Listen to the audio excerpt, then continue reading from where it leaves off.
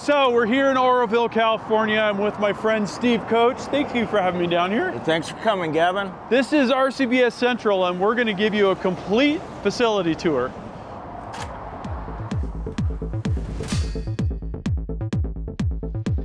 So how does RCBS sort of keep track of this entire plant facility? Okay, so this is the front office area, the front Yep. lobby. This building is basically zone 1. Okay. And then when you move back to the shipping department in that area, that would be zone 2. Mm-hmm. The mill area off to the west is zone 3. And then the building in the back where we produce the dies and have the Swiss machines is zone 4. Gotcha. So when RCBS had their first big facility build out in the early 60s or whatever, that was this building, is that right? This building was the only one that was here in Okay. 1960. Gotcha. Well, let's see around. So, and then here's our little retail store. The public can walk in, buy from us. We have walk-ins every day with warranty issues that we take care of. Mm-hmm. And so, yeah, we definitely service our customers. Cool. I love the history here. So this is part of Zone 1, and what we have here is our customer service area. This is the call center. This is where we'll do warranty work, warranty replacements. So was this a manufacturing area originally? Like It was a manufacturing area. Yes, back in the 70s, this was a manufacturing area. Gotcha. So front of house offices are all kind of here, and then people have scattered offices in the... Correct. So here's zone 2. This is Zone 2. Is this literally the second big building here This on was this site? literally the second big building. Okay, gotcha. So this is the shipping department. Mm-hmm. So the product that is produced and or purchased will at some point end up here. Is that for direct to retail only, or if you're going to a distributor with a big pallet of equipment, would that come out of here as well? It will. Okay, yes, it gotcha. will. We ship everything out of here. We have direct to consumer as well. Mm-hmm. So everything would go out of here. We have more storage area. We'll go to the right, Kevin, to zone 3. So here's zone 3.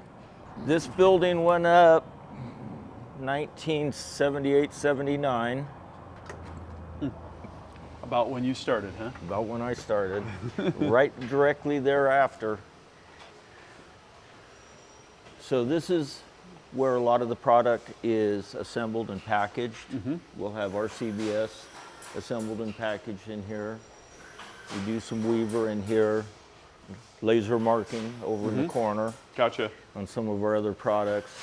There's RCBS case trimmers waiting to be assembled. Yep. And here's a lot of the component and die storage area.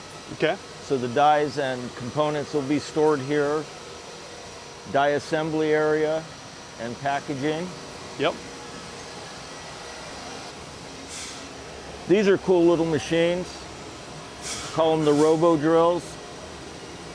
So the robot will pick up a blank part, feed it into the fixture, pull other parts, blow them out, tap the other part in, make sure it's where it's supposed to be, Nice. and then the robo drill goes to work. What would a sampling of parts that are made on this machine include? Right now it looks like they're doing some rings there, some saddles.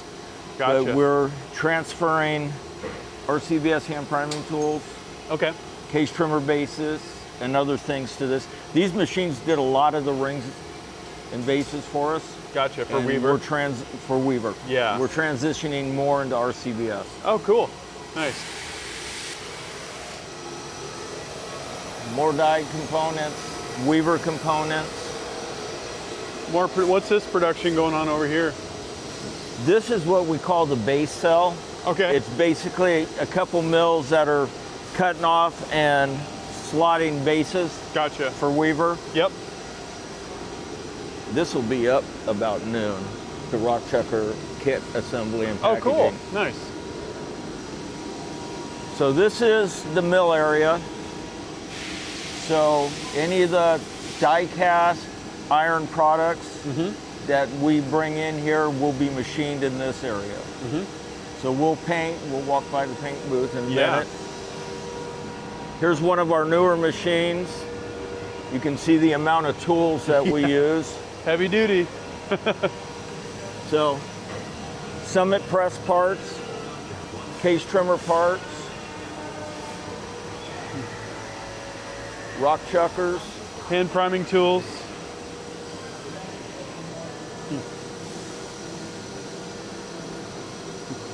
And the cool thing about this, we build all the fixturing. Oh yeah. Because as you can see with the castings, it's pretty specialized. Yeah. So we kind of customize our fixturing. Yeah. You know, we'll buy the pallets and tombstones and go from there. Nice. So here's sampling of some of the parts, you know, that are run. We run a lot of parts through these mills. Turret heads, hand priming tools, case neck turners, swager parts. Here's our powder paint line. So we do all our in-house painting. And real durable stuff. Yeah. So it's Still warm. Yep, still warm. It's all painted, you know, pre-machining. So how do you get this look? You've got green and then what looks like silver over the it's a top silver of it. vein. It's green with silver vein. Okay. And does it's do you have a to- specified paint for us. Is that the way it just, the way that it flattens in the oven is just to Right. have that silver and green variegation? Yes. Wow, that's cool. Yes. You can look at the wall, that's the green that goes on. Yeah, right. The guys are spraying in where do they actually spray? They spray inside Okay. Behind the that paint wall? booth, Yeah. right inside there. Oh, okay, back there, yeah. Yeah, they're electrostatically charged, Yep. so it draws the paint, but some of the stuff like castings, you'll still have to manually spin them and get areas underneath Yep. and here and there, so. Yeah, makes sense. Works really well on flat parts. Yeah. This is the saw and bullet mold area. Okay. We mill bullet molds on that Bridgeport. That process hasn't changed in 80 years. And the saws are for cutting the extrusions, Okay. pre-machining. All of our castings that come in will be prepped. So we will remove parting lines from the castings. That's all done in here. So we'll grind the parting lines off. Any voids in the casting we'll putty up prior to painting.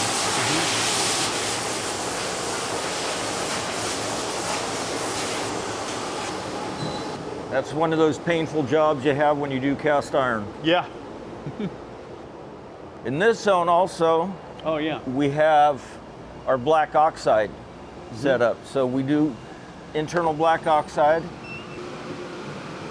So here's some Summit press pins that are out of heat treat, ready to get blued. Ooh, nice. So they go in silver, come out black. Yep. So is this the basket? Parts go in and then Yes. it just kind of, and you've got your gantry here lift. You have a drum in? You got a drum in? Yeah. Don't touch. Don't touch. Don't do it. Okay, gotcha. So parts will go into a drum. So the drum will rotate. Okay. And you can, you know, shift them from tank to tank on the way down. Wow. So you'll get washed. That basket's in an acid dip, Yep. and then you have the chemicals to Gotcha. turn it to black oxide. And are these heated tanks as well? Yes. Okay. They're low temp compared to a high temp black oxide. Gotcha. Thank you.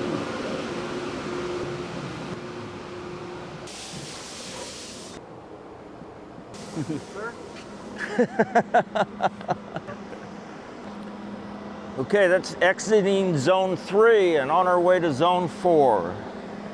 Why does it say zone 2 above the door? We came out of 3, back into 2. Ah. Sorry, yeah. Yep. Out of 3, back into 2. Now I'm with you. Hell, I think I'm with you now. It's like, oh, that's right, that is.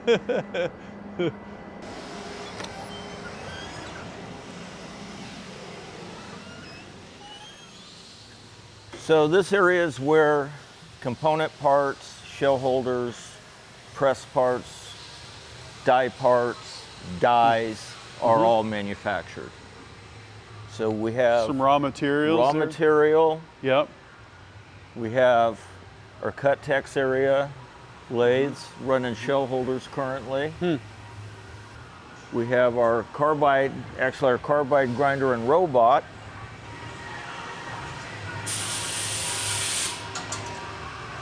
So this is our carbide ring grinding machine. It's a relatively new process for us. We used to run carbide on 3 manual grinders Okay. at a long cycle time compared to this, which is cutting it by 85%. Oh, wow. So Earl's inspecting rings now, make sure everything's okay. You'll have to, during the process, make offsets now and again depending on the wear of the wheel. But another one of those CNCs that's just amazing. Yeah, that's really cool.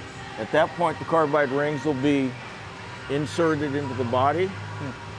So they're pressed in. And then they'll go over to these racks where the robot will pick up the die, put it in the machine, cycle will run, it'll have another die ready to go. You can see what it's doing here. It's taking that body with the inserted ring Yep. and finishing it. Wow. Really nice finish. So it's also profiling the nose of the die, is it? Correct. What we have is we have excess material over the ring. Yep. So that when we come in and form the material over to the ring to hold the ring, then we come in and face it off and put the nose radius on. Gotcha. We only want 3 to 5 thousandths of material between the ring and the end of the die. So you really don't want a lot Tiny there. bit. Yeah. Tiny bit. Enough to hold it. Yep. We'll go this way. How you doing? This is our tool crib area. All the tools are cataloged, put in here, have a computer system to check tools out. Tells you what the location is, check the tool out. This system will also take care of inventory and anything that is purchased that gets low, it'll send out a purchase order to reorder. So do you have all your inserts for your lathes in here? Inserts are in here, drills are in here, taps, knurling heads, all the die tooling, anything you need to run a part in this plant. So including the tooling that you create here? Yes, In your and tooling center? yes, Yep. all that tooling's in Nice. here. Wow. Yes, it is. And speaking of tooling, Ooh, here we go. this is tool grinding department. Here's a sampling of the tools we produce here. We do our shell holder cutters, bullet mold cutters, all of our die tooling. So we can control every aspect of the process, especially by doing your own tooling. You know what you have, you know what you're going to get. Beautiful. And we can turn die tooling around in the matter of days to have dies on the shelf in the matter of a couple weeks. Tremendous. Yeah, I don't know anyone else that can do that. It makes a big difference. Yeah, It yeah. does. Here's the grinder. Wow. Right now that's a 30 carbine size die. So this is a German machine, Yes. Walter? Yeah, Yes. I used some of their inserts. Yep. Really good tooling. We went back for 2 weeks to Virginia while this was being built and training on it. Wow. So they do a good job. Yeah. But yeah, it's pretty impressive. I mean, the consistency, it's like anything else. You know, that CNC. You do have to watch, you know, wear here and there because it's going to happen after so many parts, but Yeah. we can compensate and go from there.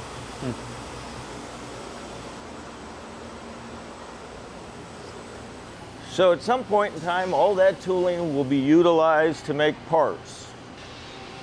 These are a couple of our larger machines, Nakamura's. This machine's currently set up to make steel rings. So that's what the inside of one of these beasts looks like. There's a lot going on. Yeah, wow. Is that like for 50 BMG rings or something? That's some big material there. Those are 1-inch steel rings. Oh, that type of ring. Yeah. I was thinking lock rings. Oh, yeah, no, those are steel scope rings. Yeah, nice.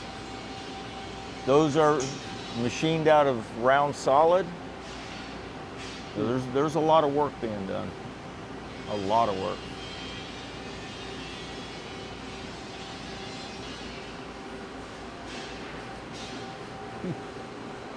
Oh yeah, you got a gantry for loading the bars too.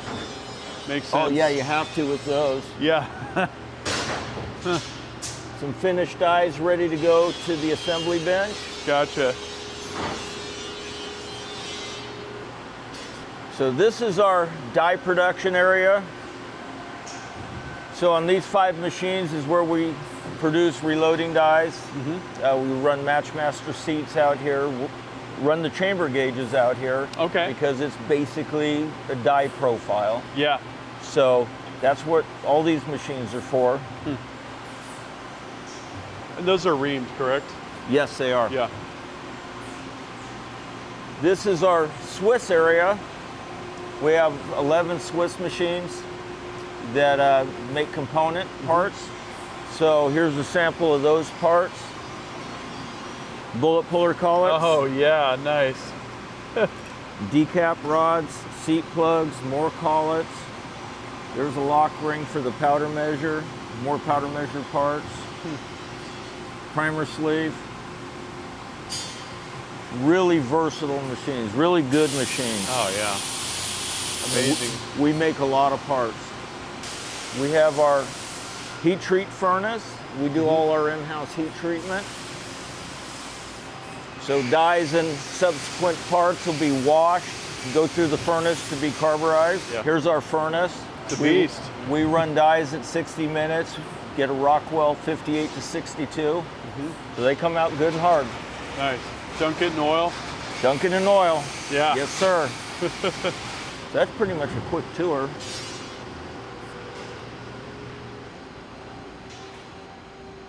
Oh, so this is our engineering model shop. We pretty much do some of the custom fixturing and stuff in here now, prototype work. Cool. Here's one of the fixtures we're working on now. This is on a cost savings project we're working on. Okay. So it's turning out really well. Work holding, half the problem, right? Yes, it is. Yes, it is. So yeah, this is where a lot of the manual machines are and were one time, the Hardinge lathes. We have a Herco mill now so that we can do some, programming and some of our fixturing a little easier than you could doing it manual. Do you make fixtures to make your fixtures here?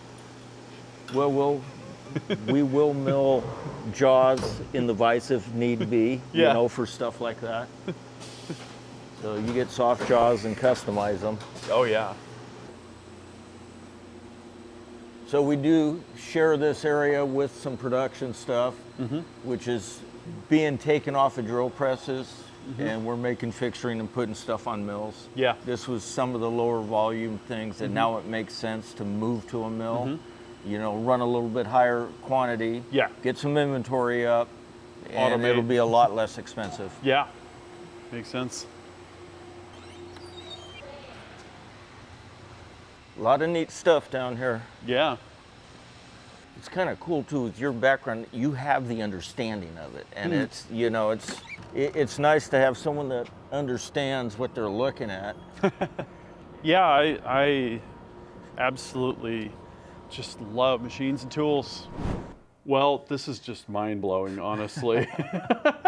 So much goes on here, and there's just so much capability, so much product, so much knowledge and expertise. This has been really fun. Thank you for taking It's me fun. through, Steve. I get to live this life every day. Yeah. And it's enjoyable. So I hope you all enjoy this look inside RCBS. There's certainly a lot here, and if you're a fan of RCBS products, now you know where they come from. Yep. Their original home.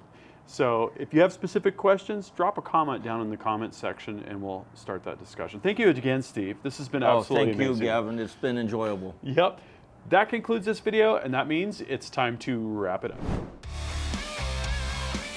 I hope you enjoyed this video. Don't forget to like and subscribe. Also, we're on Facebook, YouTube, Rumble, where we've got unrestricted content, and Instagram. Make sure to follow us on all those channels. Ultimate Reloader also has a commercial solutions division serving law enforcement, the military, and the gun industry.